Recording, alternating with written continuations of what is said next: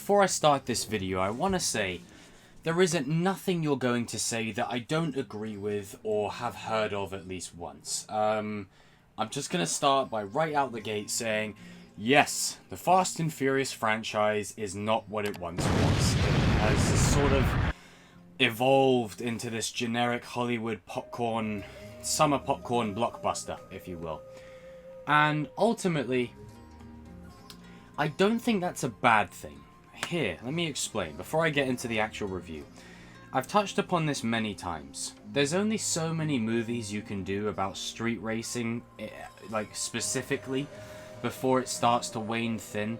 And I know us OG fans, we hold 1, 2 and Tokyo Drift in such a high regard because that was the original idea, that was the original intention. And then, arguably from 4 onwards, it started to bridge into a bombastic kind of nature. And from then on, it would have made business sense because it started to draw money. These movies, whether you love them, you like them, you hate them, you think they're generic, or you think they're stupid, they make money. These movies really do rake in the money. I think there was a stat that was the other day that this has made the largest sum of opening box office weekend or something since Rise of Skywalker. Now that, regardless of what you think of Rise of Skywalker, that is pretty good in and of itself. That is pretty good. And that just leads me to believe that as much as they say that Fast 10 being split into 2 parts, so 10 part 1, 10 part 2, the Deathly Hallows, the end game of Fast and Furious, if you will, I don't think for 1 second that you're going to see the last of Dominic Toretto and his family. I don't think you're going to see the last of them for 1 second. I think the money is still to be made, and I've seen people do videos saying like there's not enough fuel in the tank, they're running on empty. I disagree. I think they can still go a long while. I think these movies have so much in them, and there's so much you can do. Arguably, they've been using the kind of same formula for the last few movies.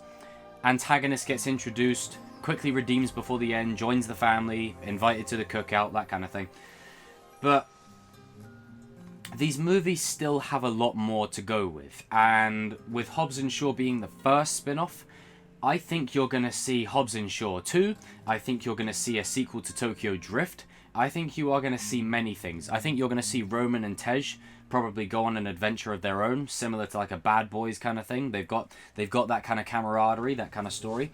There's already a Cypher story in the works. Like, these movies are going to continue. Regardless of Fast 11 or Fast 10 Part 1, Part 2 wrapping up the saga, it's going to wrap up the core saga. But overall, these movies are going to continue. They're going to continue to be made. They're going to continue making money. And that's not my opinion. This is a fact. This is a quantifiable, measurable fact that this is one of Universal's biggest money makers, besides Jurassic. And I know they were talking about linking these two together. And after Fast 9, I've got to say, if they really want to do it, I'm not against it. Like, I mean, I can't defend it, but at this point, the movies are so ridiculous in nature, you may as well. They've literally just, like, I wouldn't be surprised if we are literally at time travel in the next movie. But think about it. Fast X Furious. I think Full Fat Videos, I think he said the same thing. X meaning 10, X meaning time. Time travel. Just saying. You know, these movies are like, and I had this comment on one of my previous Fast and Furious videos, and they said you're bugging if you want them to go to space.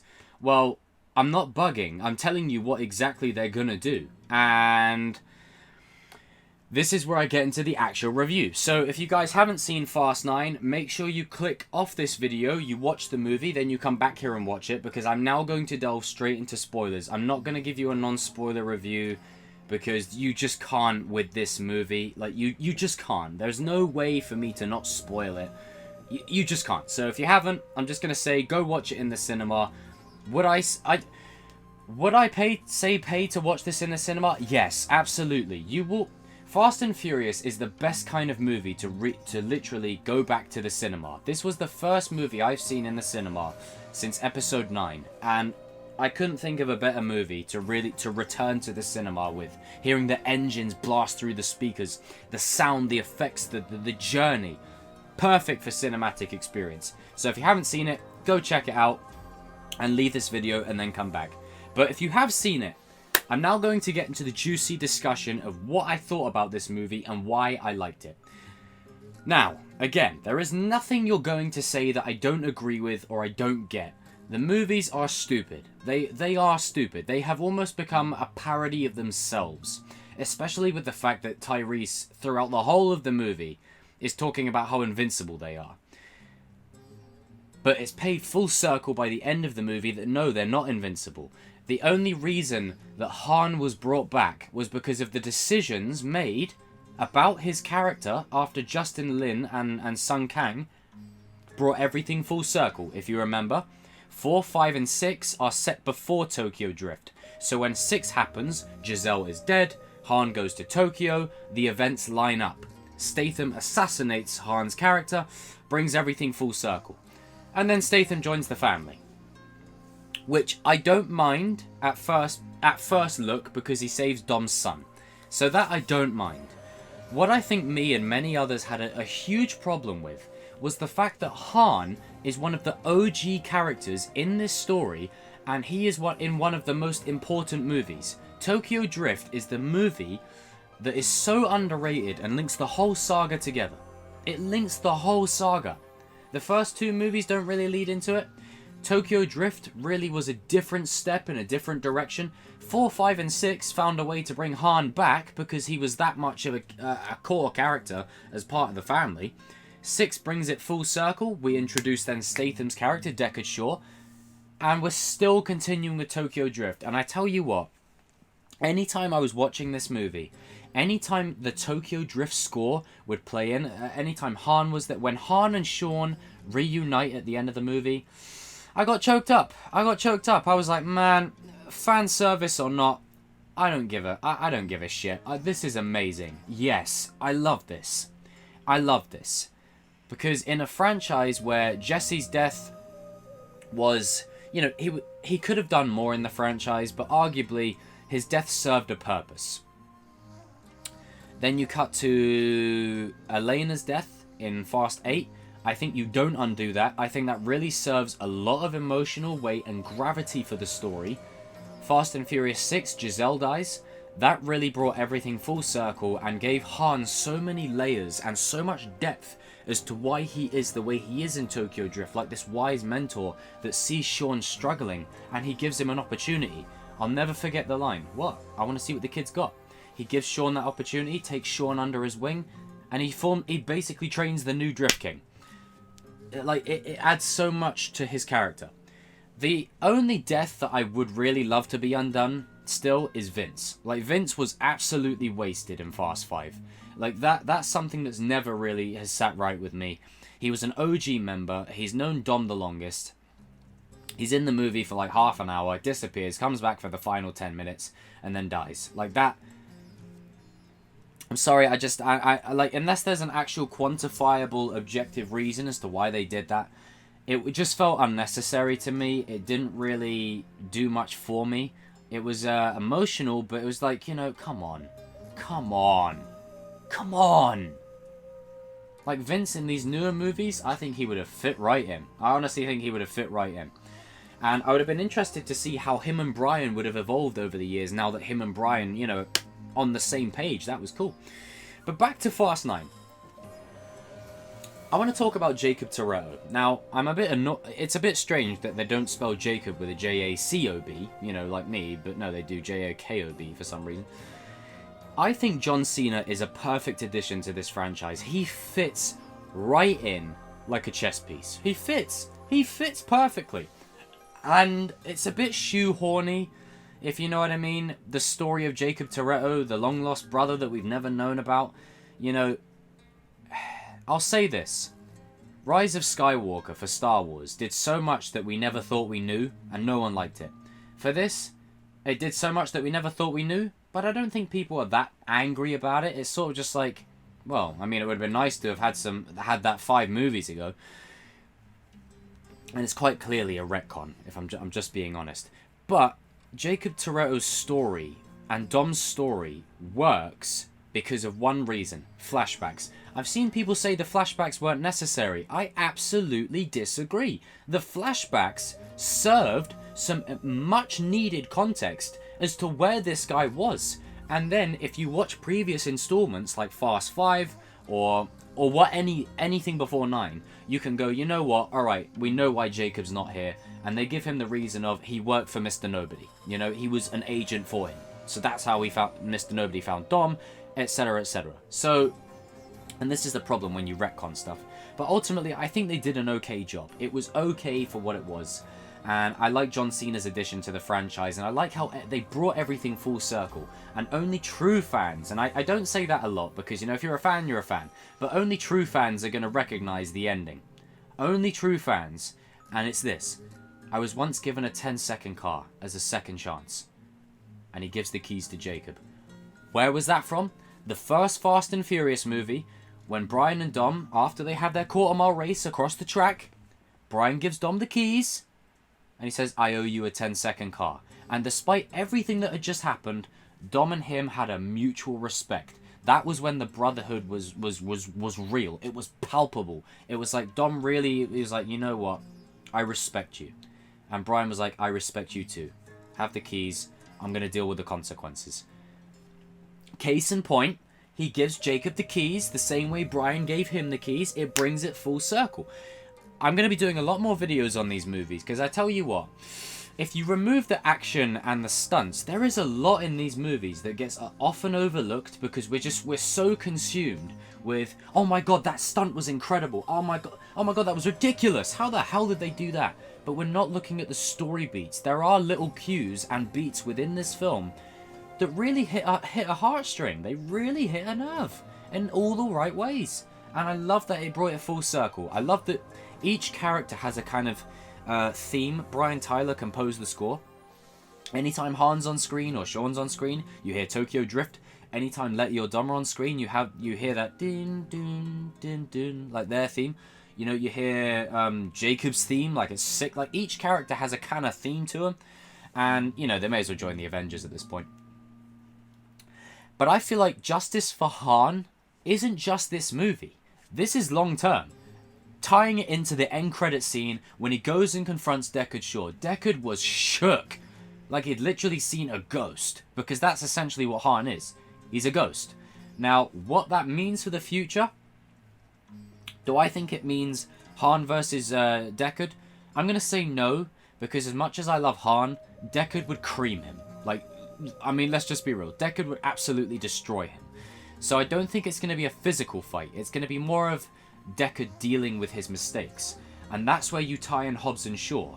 In Hobbs and Shaw, Deckard says, quite clearly, I've made mistakes. Like, something along those lines, like, I've made mistakes.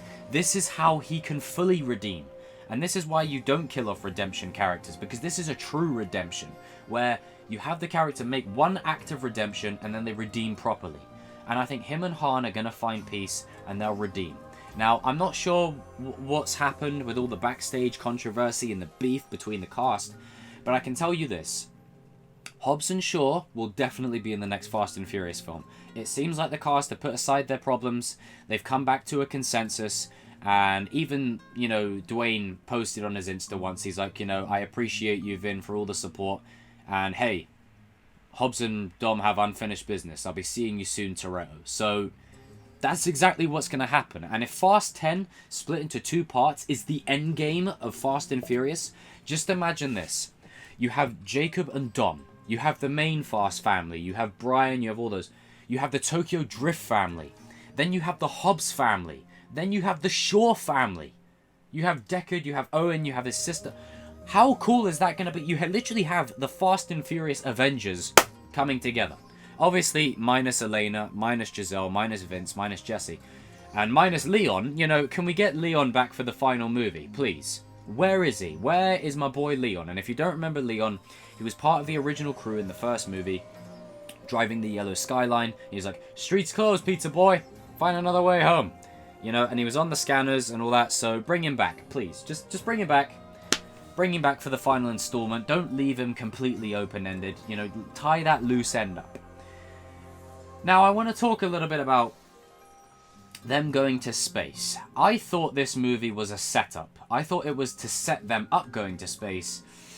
I didn't think they'd actually do it. And when they do it, it's jarring. It's jarring seeing Roman and Tej sat there in a rocket car in space. And it's now normal. But they did it. They did it. You gotta give credit where credit's due. Someone in the writer's room or whatever had the balls and the gall to say, let's just go to space. Someone actually had the gall to do it. Because we always knew they were going to. You may not want to admit it or not, but they were always going to. Eventually, one way or another, they were going to go to space. And they did it. And the space crew on the space station thought they were minions. So that was very strange. But that was one of the parts of the movie where it was cool. But I wasn't really in... There is one scene in the movie that I love more than anything. And that's the race between Dom and Jacob in the flashback. That flashback was literally nostalgia for me. It was like, oh, we're going back to the good old days. Where it was literally racing. And Dom and Jacob race for Jacob's place to stay within the family. And he says, you drive away, you never come back. And I didn't really buy into the whole Jacob killed their dad, you know, because he hated him, whatever. I never bought into that. I knew there had to be some other reason. And it turns out, you know, that the family were in a lot of trouble. And Jack Toretto was going to throw that race because they really needed a way out. They needed some way of getting out of that. And he couldn't tell Dom because Dom was his prized, you know, his prized son. So he turns to Jacob, the one he knows he can probably burden with it. But he tells Jacob, don't tell Dom, don't ever let him know. And Jacob has to live with that his entire life. And then after Dom literally embraces the Superman in himself, he, like, honestly, I'm pretty sure him and The Rock are just having dick measuring contests of who can have, like, the most impactful fight scene. Like, The Rock pulls down a helicopter, Dom starts booting people through metal pipes and pulling down buildings. You know, I'm like, Jesus Christ. But essentially he does that, he falls, and he has the flashbacks, but looks at it from a different perspective. He looks at it from a different perspective of what Jacob had to go through. That Jacob didn't want to do it. And it's weird for me because me being Jacob, it feels like I'm talking in third person. But he didn't want to do it. He didn't want to do that to his dad. And then obviously when Jack Toretto's car goes up in flames, Dom's sad, Jacob's devastated. He probably feels like he's responsible for the entire thing. So that gives Dom much needed context to go, hang on, have I misjudged this completely? And it's done in such a beautiful way where Dom's standing there and the cars race past him. It reminds me of that scene in the fourth Fast and Furious movie when he's seeing the Letty flashback of how he thinks Letty died originally. Where Phoenix crashes into Letty's car. The car flips over and then Phoenix shoots her. And the car goes past him. It's sort of like that. It reminds me of that. But essentially, I think a lot of moments in this movie, no matter how ridiculous and stupid they are, there is a lot of heart in this. There is a lot of heart. And yeah, has it become a caricature of itself? Yeah. Is it running on empty? I don't think so. I think there's still more life in it.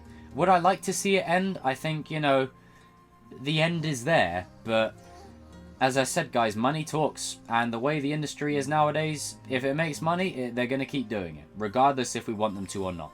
It's like Endgame was the closing ending of the MCU, but they're still carrying on with the MCU because money. So, you know, take that with what you will. And they've got so many potential stories in there that they're just going to carry on anyway. So you won't see the last of Dom Toretto. You won't see the last of the family. They're going to be spread out across the Fast and Furious verse, if you will. The Furious verse. And the ending scene of Brian appearing at the end, I think that is a setup for the final two movies. I think you are going to see Brian in the next two movies. And I think that the brothers have given their blessing. I can't quantify this, but I'm sure they would have.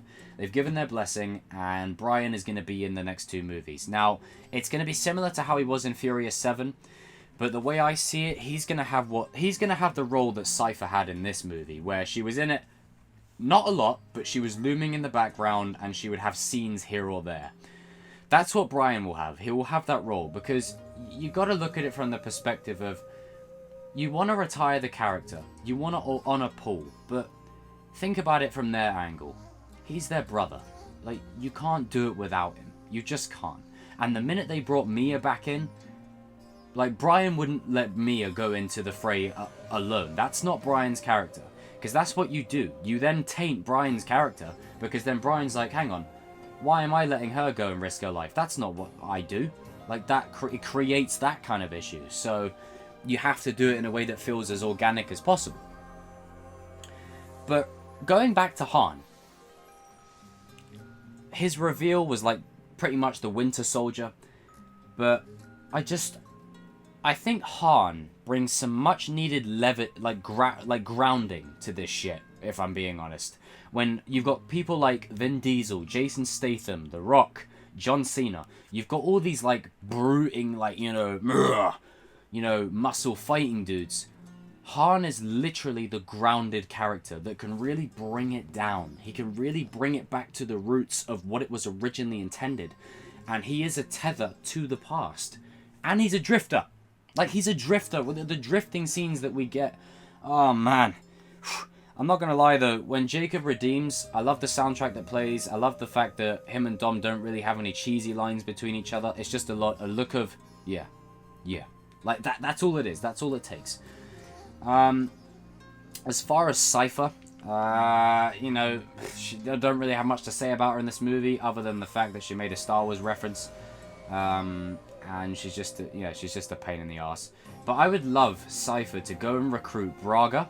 I would love her to go and recruit Carter Verone. So basically, all the Fast and Furious villains, like the villains, the non-redemption ones, bring them together and literally make it the Avengers Endgame of Fast and Furious. Like, bring all the villains back that are alive. Because if you remember, Too Fast, Too Furious, Carter Verone says, "I'll see you soon."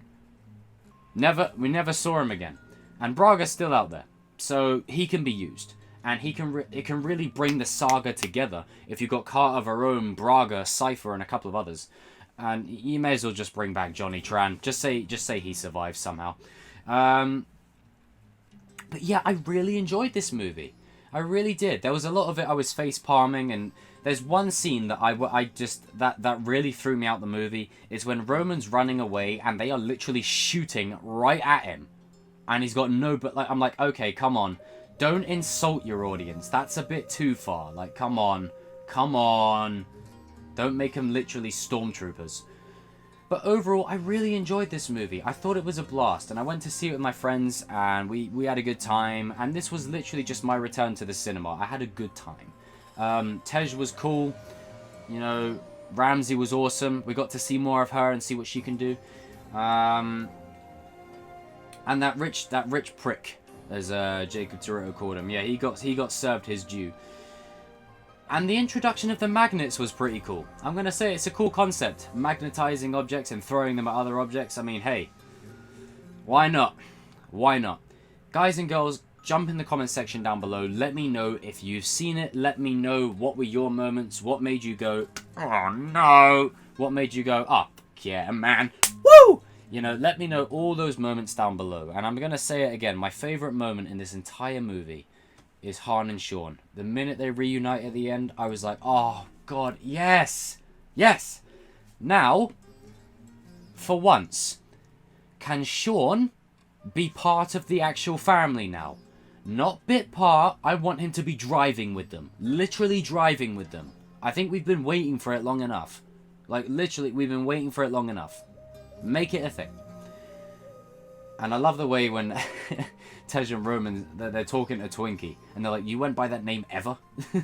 It's just, that was one of the great things about Fast and Furious 5, is when you see Roman, Tej, Giselle, Han, and Santos and the other guy all coming together. It's literally like all of the people from all walks of life over the movies coming together, seeing them all interact for the first time.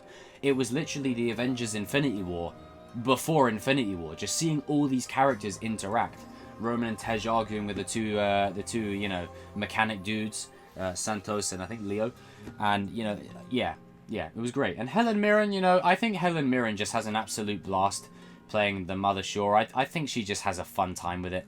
It's probably a role that she can take not so seriously, and she can just unwind and just go absolutely berserk by driving a car. As far as Cardi B's little cameo, I didn't really care much for it. You know, but get your bag, get that bag, get that bag. And yeah, probably just another way to sell the movie a little bit more. But hey, it is what it is. The one thing that it did do was it did serve some more backstory in Dominic's, you know, time in the DR, you know. So that was useful. But overall, I really did enjoy this movie. The cars were great, the locations were great. And it's a fun movie. There's a lot to be said here. And the score, composed by Brian Tyler, is amazing. The whole score that builds up as the race is happening. The first race, where Jack says to Dom, it's not about being the stronger man, Dom. It's about being the bigger one. And that theme ties straight into the message of the story between him and Jacob. But also, when the car ignites on fire and the score's just building to that crescendo. Oh, perfect. Absolutely perfect. And then you can watch the first Fast and Furious movie with that flashback in mind, and you just see it in such a different way, or in different ways than you thought you would, or in another way that you never thought you could. All that kind of stuff. So guys and girls, jump in the comment section down below. Let me know what you thought of this movie, where they're going to take things. And, you know, as I've said before, I'm a fan of the first three more than any of them. Like, the first three and number 4. And 5. Like, 5 is literally my favourite. I love that one to death. But overall, I just enjoy them as for what they are now. Just popcorn movies. They're just movies where you can crack open a beer and laugh at how absurd everything is. Like, literally, it's absurd. Like, if you watch the first couple of films and you skip all the way to 9 of them going to space, like, you think Tej and Roman, you know, Roman driving the spider and Tej, you know, being like a hustler. They're both in space. Like, what? And I saw this great article the other day. I think Full Fat Videos covered it. Is this franchise really introduced diversity and representation before it became cool? Now, what do I mean by that? I mean how it's like, oh my god, Finn's the first this, and then they relegate him to a pointless role. This is the first that. And then they do nothing with it other than to score woke points in the advertising. This franchise has the perfect blend of diversity and representation without making a song and dance about it, because it's normal. I mean, you know, when I watched Tokyo Drift, I didn't think, oh, Han, yeah, he's an Asian, you know, it's like, no, I just thought he was a really cool character. If there was a Yoda-type character in these movies, it's Han. The scene in Tokyo Drift with him and Sean stood on the balcony, and he says this quote, and this is what I'm going to end this review with. He says, I have money. It's trust and character that I need around me. Who you choose to be around you lets you know who you are. One car in exchange for knowing what a man's made of. It's a price I can live with. Ow! Whew! Love that quote. Love that quote. But yeah, overall, I really enjoyed it. Had a blast. This review went on a lot longer than I intended, but I just had a lot of things to say. And yeah, you know, like, the franchise is heading towards an ending in some type of ending anyway. Not fully, I feel. But I think we can all take pride in the fact that they did it. They went to space. Now, we got to get ourselves some T-Rexes in there. Jurassic crossover, let's make it a thing. And you guys just know that they're going to say that Jack Toretto owned one of the Velociraptors when he was a kid. He used to feed it, he used to pet it, and then he put it in the museum, the zoos or whatever. And the Velociraptor is literally going to be sitting with the family at the end of the movie at the barbecue. Like a nitrous-charged Velociraptor. Can you imagine that? Like, oh my god. That's scary. How fast would they be? Like, I could just imagine, like, Dom's driving his Charger straight down a dinosaur's mouth or something. Literally, it'd be like a big, you know, dinosaur that comes out of the sea, and Dom just drives straight through it, nosses through it, and just bursts out the other end, and that's it, it's dead. I can totally see that happening. But guys and girls, do me a favour, comment below your favourite part from this movie. What's your favourite Fast and Furious movie? What's your favourite car? Now for me, Nissan Skyline all day. All day. Han's Mazda, that's close. That's close. And Dom's Charger. Like, them 3 and the Supra and the Mitsubishi Eclipse. I'd say those 5 are by far and above my favourites more than anything. And I'm a sucker for the cars in the earlier movies because they were around a time when it wasn't cool. It just became cool and then everyone suddenly got on the bandwagon of it all. But yeah, I will see you all in another video soon, and, I don't have friends. I got family. Family!